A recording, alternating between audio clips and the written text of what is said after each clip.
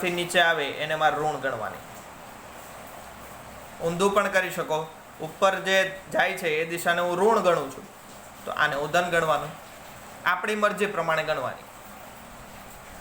દિશા કોની આવે? જે રાશિ સદિશ હોય એની દિશા આવે. સદિશ અદિશ ભણી ગયા. સદિશ એટલે કોણ? મૂલ્ય પ્લસ દિશા હોય એને સદિશ કહેવાય. અદિશ એટલે કોણ? માત્ર મૂલ્ય હોય એને અદિશ કહેવાય. સદિશ રાશિ અત્યાર સુધી આપણે કઈ કઈ ભણ્યા? અત્યાર સુધી ભણ્યા સ્થાનાંતર ભણ્યા, સદિશ કહેવાય. વેગ ભણ્યા, સદિશ કહેવાય. પ્રવેગ ભણ્યા, સદિશ કહેવાય.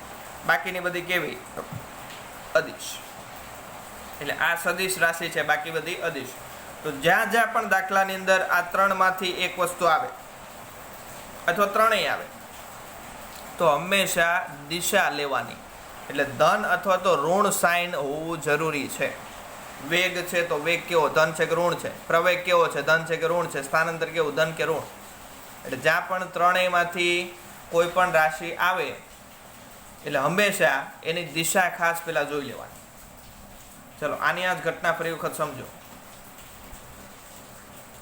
પથ્થર છે એને ઉપર તરફ ફેંકું છું v0 જેટલા વેગથી. શરૂઆતનો વેગ v0, અહીંયા જાય છે તો અહીંયા અંતિમ વેગ કેવો થઈ ગયો? 0. આ લેવલ પરથી પાછો આવે છે એટલે અંતિમ વેગ કેવો? 0.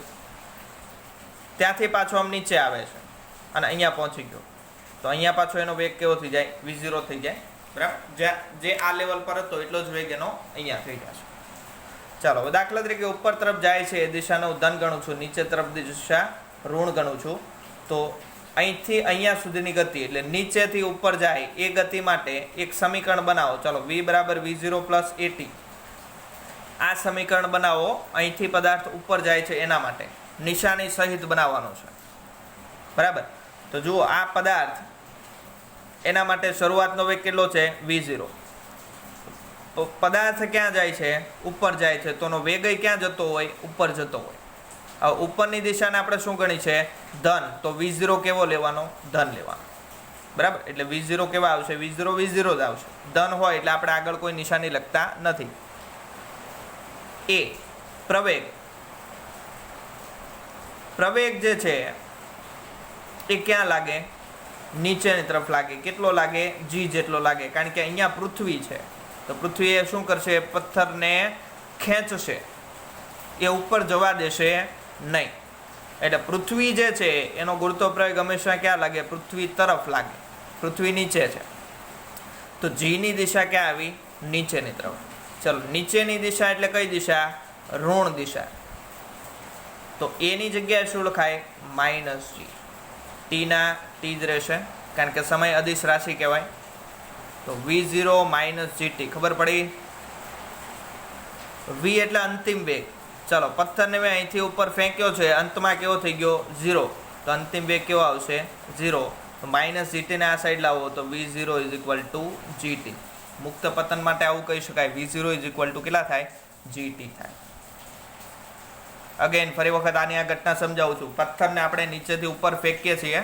શરૂઆતમાં આપણે એને v0 વેગ આપીએ છીએ, અંતમાં એ કેવો થઈ જાય? સ્થિર થઈ જાય. v બરાબર 0. કારણ કે મહત્તમ ઊંચાઈ એ કેવો થઈ જાય? સ્થિર થઈ જાય. ત્યાંથી પાછો નીચે આવે. ઓકે. ઉપરની દિશાને મેં ધન ગણી છે, નીચેની દિશાને ઋણ ગણી છે. સમીકરણ આ છે. આને મારે આ ઘટના સાથે જોડવું છે. તો v એટલે અંતિમ વેગ, અંતમાં કેવો થઈ ગયો? સ્થિર થઈ ગયો. એટલે અંતિમ વેગ કેવો? 0. v0 એટલે શરૂઆતનો વેગ. ચલો શરૂઆતમાં આપણે નીચેથી ઉપર ફેંકીએ છીએ અને નીચેથી ઉપરની દિશાને આપણે પાછી કેવી ગણી? ધન ગણી. તો v0 કેવા આવશે? Plus v0. પ્રવેગ. પ્રવેગની વાત કરો તો પથ્થરને ઉપર ફેંકવું પણ પૃથ્વી એને નીચેની તરફ આકર્ષે એટલે પ્રવેગ કેટલો આવવાનો? g જેટલો. પણ કેવો? નીચેની તરફ. નીચેની એટલે ઋણ. એટલે એની જગ્યાએ શું મૂકી શકાય? Minus g. t તો અદિશ છે એટલે t. તો v0 ઇક્વલ ટુ gt. દાખલા તરીકે આ પથ્થર અહીંથી ફેંક્યો અહીંયા સુધી જાય, ટોટલ એની ઊંચાઈ h જેટલી છે. ટોટલ ઊંચાઈ h જેટલી છે. બરાબર? તો પથ્થર છે એને અહીંથી અહીંયા જવું હોય તો કેટલું અંતર કાપવું પડે? h જેટલું અંતર કાપવું પડે. ચાલો એ અંતરનું સમીકરણ મેળવો. અચળ પ્રવેગી ગતિનું બીજું સમીકરણ d બરાબર v0t પ્લસ 1/2 at². d એટલે કાપવું પડતું અંતર અથવા સ્થાનાંતર. પથ્થર અહીંથી અહીંયા જાય છે, કેટલું સ્થાનાંતર કરે? h જેટલું. h બરાબર v0.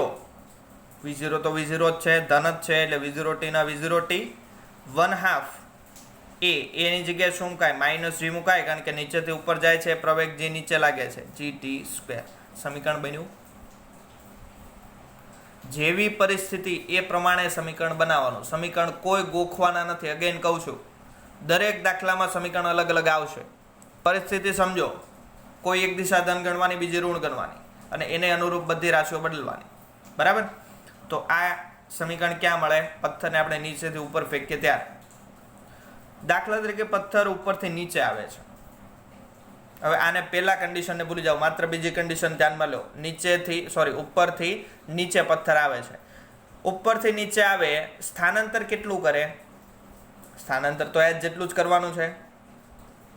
કેટલું અંતર કાપવાનો છે? h જેટલું. ચલો, આ સમીકરણ છે, એને અહીંયા હું એપ્લાય કરું છું. તો d ની જગ્યાએ શું આવશે? h બરાબર v0. જોજો, v0 એટલે શું છે? શરૂઆતનો વેગ. પથ્થર ગતિ ક્યાંથી ક્યાં કરે છે? અહીંથી અહીંયા સુધી કરે છે. શરૂઆત અહીંથી કરે છે. તો અહીંયા તો ભાઈ સ્થિર હતો. અહીંયા સ્થિર હતો ને. સ્થિર હોય તો શરૂઆતનો વેગ કેવો થઈ જાય? 0. તો v0 કેવું થઈ જશે? 0. તો આખું પદ કેવું? 0 માઇનસ 1/2 gt². ખબર પડી? અગેન, કેમ v0 0 લીધા? અહીંયા કેમ v0 0 નહીં લીધા? કારણ કે આ v0 એટલે શું છે? નીચેથી ઉપર જવાની ગતિમાં શરૂઆતનો વેગ. અને અહીંયા આપણે જે 0 લીધા એ શું છે? ઉપરથી નીચેની ગતિમાં શરૂઆતનો વેગ. એટલે દરેક કિસ્સામાં કન્ડિશન બદલાશે. ગોખવાનું નથી. કન્સેપ્ટ સમજી લો એટલે આવડી જાય. બરાબર? જેવી ગતિ હોય એ પ્રમાણે આપણે 0 અથવા તો મૂલ્ય લેવાનું, અથવા ધન અથવા ઋણ લેવાનું. તો આ થઈ ગઈ મુક્ત પતનની વાત. માત્ર આ વસ્તુ આપણે યાદ રાખવાનું છે. તો મુક્ત પતનના 3 આલેખની વાત થઈ ગઈ.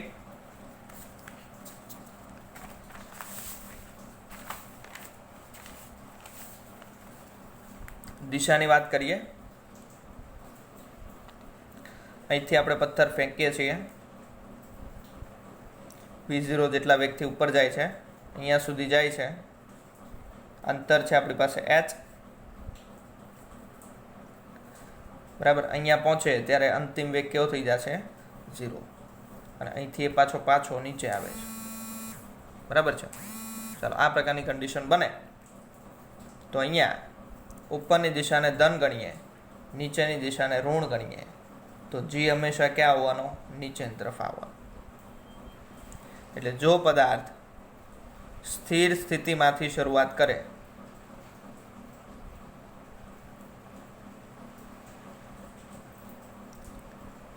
તો પ્રારંભિક વેગ કેવો?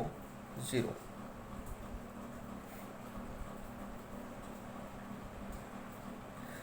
g જે છે, g એ હંમેશા પૃથ્વી તરફ લેવો, એટલે નીચેની તરફ લેવો. ઉર્ધ્વ દિશાની ગતિ દરમિયાન, ઉર્ધ્વ દિશા એટલે નીચેથી ઉપર, અને અધો દિશા એટલે ઉપરથી નીચે. બરાબર? તો ઉર્ધ્વ દિશા માટે, ઉર્ધ્વ દિશા એટલે નીચેથી ઉપર, ઉર્ધ્વ દિશા માટે વેગ શરૂઆતમાં મહત્તમ હોય.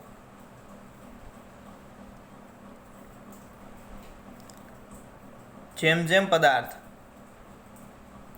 ઉપર જાય તેમ તેમ તેનો વેગ ઘટતો જાય છે, અને મહત્તમ ઊંચાઈએ ક્ષણિક સ્થિર થઈ જાય છે.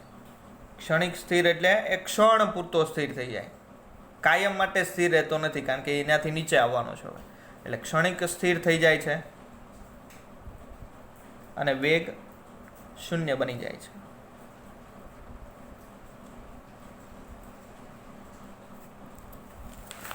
તો અધો દિશાની ગતિ માટે શું થાય કે ભાઈ, અધો દિશા માટે એટલે ઉપરથી નીચે આવે ત્યારે વેગ શરૂઆતમાં કેવો? 0.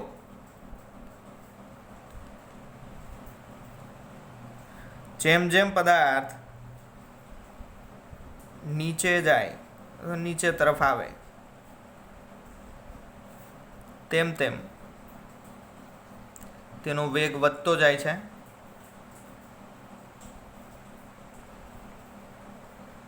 અને જમીન પર તેનો વેગ મહત્તમ બને છે.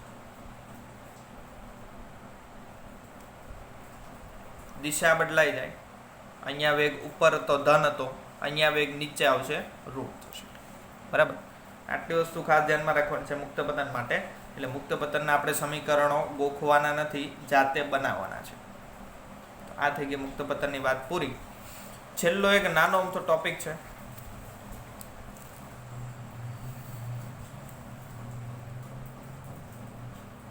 ટોપિકનું નામ છે સાપેક્ષ વેગ.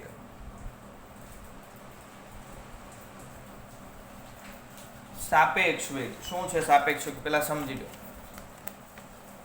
કઈ નવી વાત નથી, એકદમ સિમ્પલ વાત છે. બે ટ્રેન છે,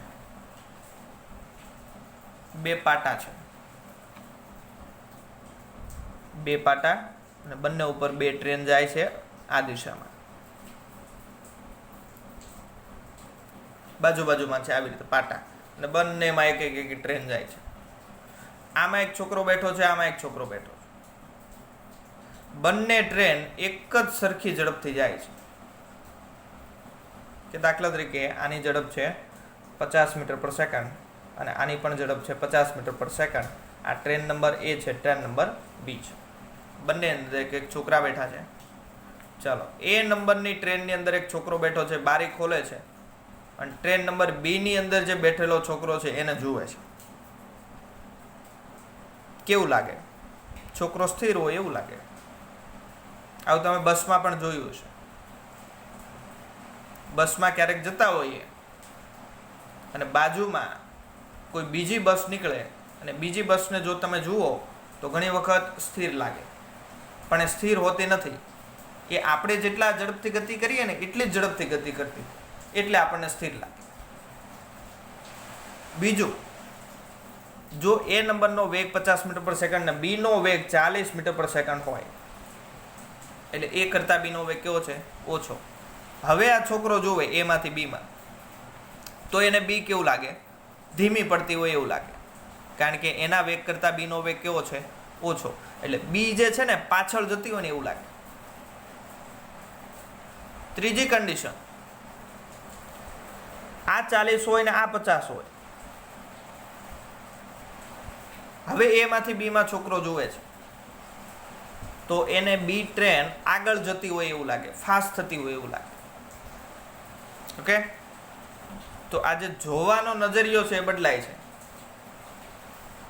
તો એના પરથી સાપેક્ષ વેગ આવ્યો વચ્ચે પિક્ચરમાં કે ભાઈ બે 50-50 ની ઝડપથી જતા હતા તો એમાંથી બીમાં એક છોકરો જુએ તો એને તો સ્થિર લાગે છે. હકીકત તો સ્થિર છે નહીં, હકીકત તો બે ગતિ કરે છે. તો આપણે કેમ કહી શકાય સ્થિર છે કે ગતિમાં છે? તો એ સ્થિર છે કે ગતિમાં છે એ સંદર્ભ પર આધારિત છે, કે તમે કઈ જગ્યાએથી જુઓ છો એના પર આધાર રાખે.